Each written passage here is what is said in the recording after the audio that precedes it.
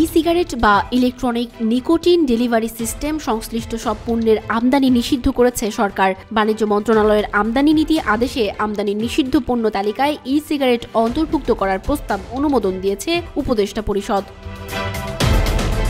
বৃহস্পতিবার প্রধান উপদেষ্টার কার্যালয়ে উপদেষ্টা পরিষদের বৈঠকে এ অনুমোদন দেয়া হয়। প্রধান উপদেষ্টা ডক্টর মোহাম্মদ ইউনূস বৈঠকে সভাপতিত্ব করেন। বৈঠক শেষে মন্ত্রিপরিষদ বিভাগের এক সংবাদ বিজ্ঞপ্তিতে এ অনুমোদনের কথা জানানো হয়।